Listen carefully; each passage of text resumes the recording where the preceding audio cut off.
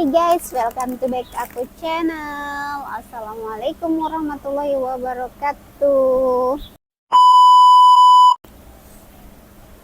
Aku habis makan guys. Sekarang tinggal ngemil. Ini nggak habis tuh. Aku beli apa namanya? Beli risol. Tapi nggak habis. Belum aku makan. Seperti biasa guys, karena hari ini bos aku di rumah, jadi aku nggak makan di rumah, aku milih di luar saja.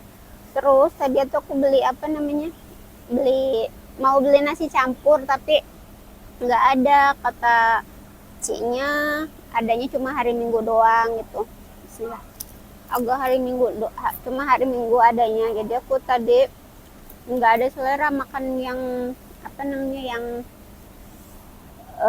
udah dikemas gitu, nggak begitu selera. Jadi aku mau niatnya mau beli gorengan aja, tahu-taunya ada ini dong, ada apa sih arane, lontong, anak lontong, iya lontong ya, yang dibuntel kan, yang dimasak itu, yang kayak ya pokoknya itulah lontong lah. Nah aku beli satu $5, jadi sama makannya cuma sama gorengan sama lontong aja. Begitu guys, sekarang tinggal ngemil.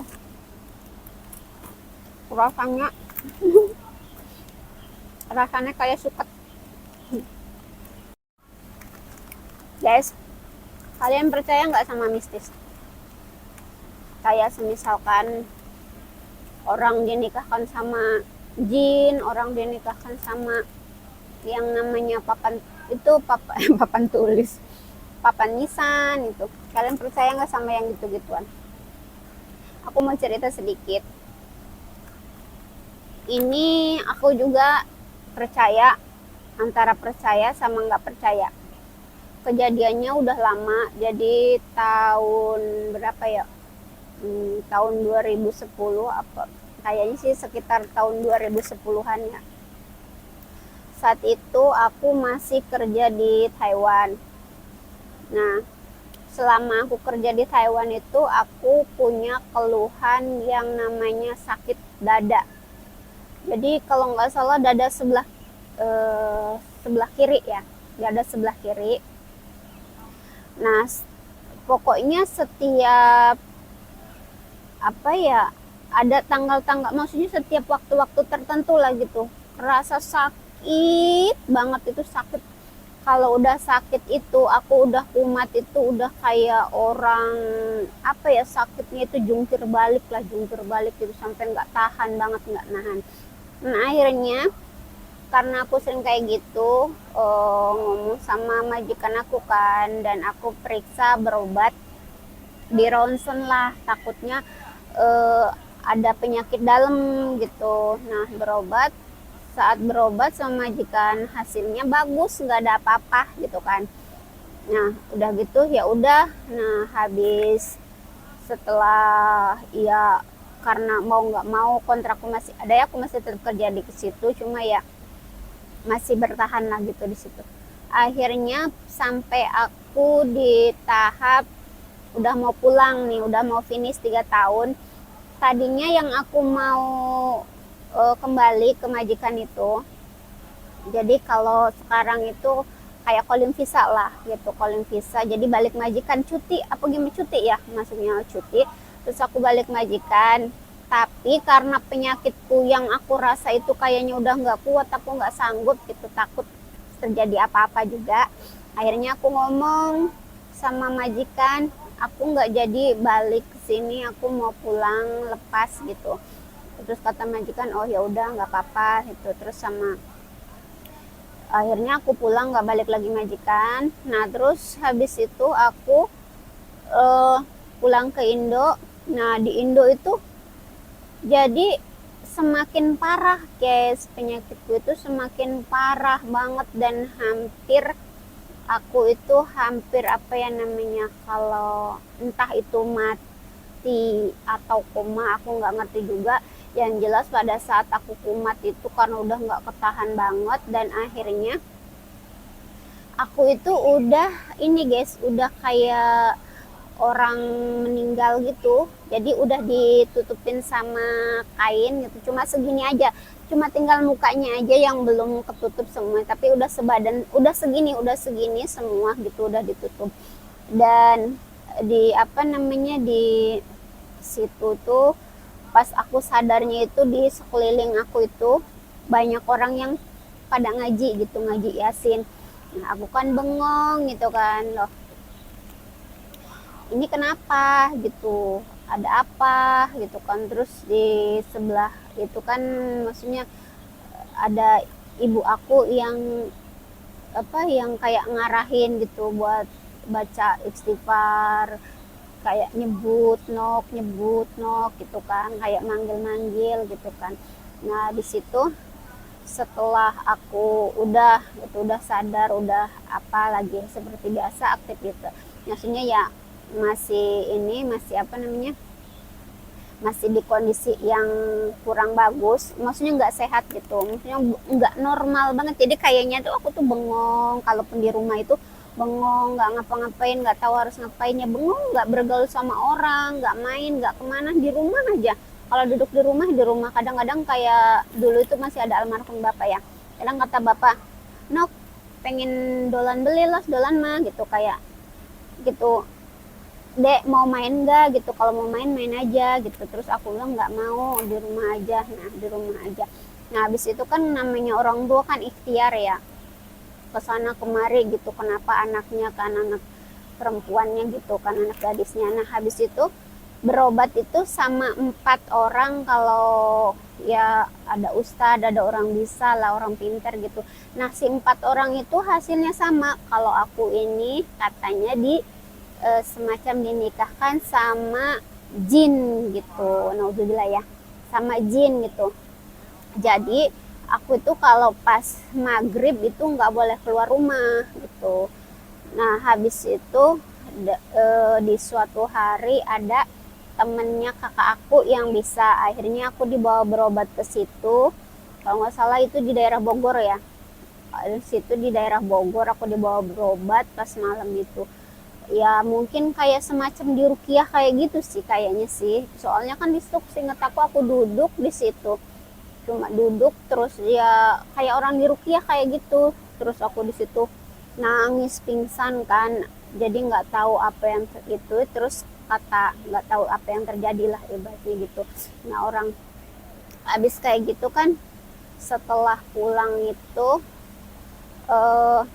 akhirnya apa sih namanya, setelah pengobatan gitu, pengobatan itu aku juga percaya sama nggak percaya gitu. Pas aku mau tidur itu kamar aku baik-baik aja gitu, tidak ada, maksudnya tidak ada keanehan apapun gitu.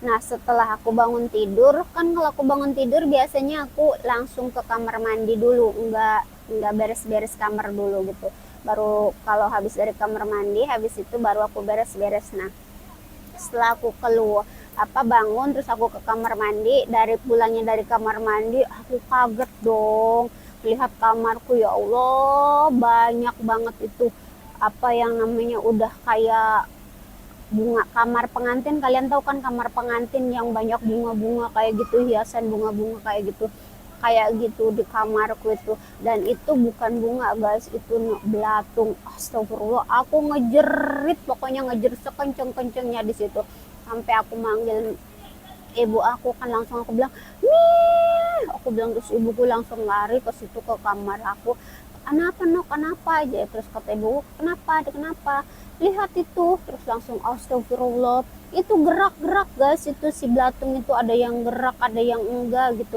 Pas kita lihat itu kan kata ibu, emang ada, maksudnya ada bangke di mana gitu, ada batang di mana, soalnya rumahku kan di plafon semua itu rapat, nggak mungkin ada bangke gitu. Dan lagi pun kalau misalkan apa ada bangke kan kayak kecium baunya atau apa, itu nggak ada sama sekali.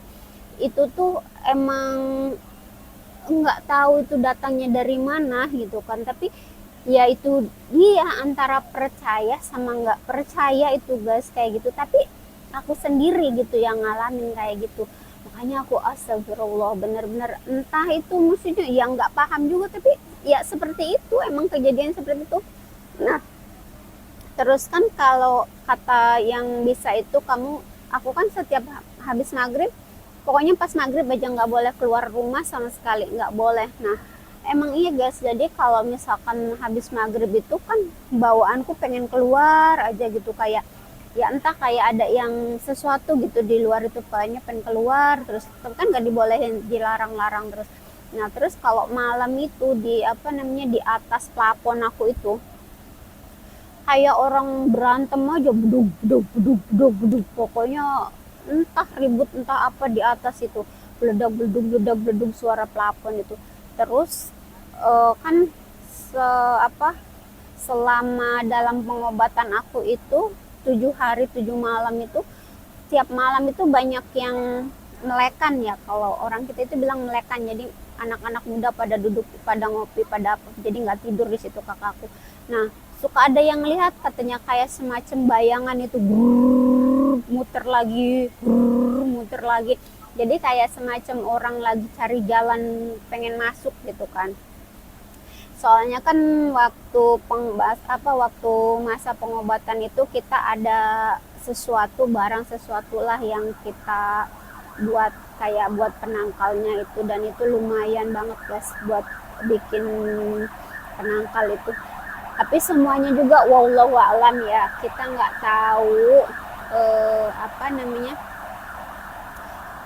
yang sebenarnya kayak gimana. Cuma emang itu yang aku rasakan kayak gitu guys. Jadi kayak semacam apa ya, kalau orang-orang zaman dulu itu kamu dinikahkan sama ini gitu, sama benda mati, supaya kamu jangan nikah-nikah atau kamu jangan inilah gitu guys. Jadi kayak gitu istilahnya tuh, kayak gitu. Terus ya mungkin emang ada dirasa juga di aku selama aku sakit-sakitan kayak gitu tuh, emang kayak rasa aku pengen nikah, pengen berumah tangga itu nggak ada guys. Jadi emang kayak udah mati gitu, mati, ya nggak tahu, nggak ada kayak rasa pengen nikah, kayak pengen berumah tangga itu nggak ada. Malah aku berpikiran gini dulu ya, waktu masih masih belum ini sama ibu aku pengen punya anak tapi aku nggak mau nikah gitu, aku pengen ngadopsi, bukan bukan nikah, bukan ini ya, bukan anak dari ini. Jadi waktu saat itu aku tuh pengennya punya anak tapi aku pengen adopsi anak gitu, nggak mau nikah. Aku dulu sempat sampai berpikiran kayak gitu loh, sampai ya udah nggak ada rasa pengen berumah tangga, nggak ada rasa pengen apa kayak gitu guys. Tapi semua lagi kembali pada kepercayaan kita ya, percaya nggak percaya gitu.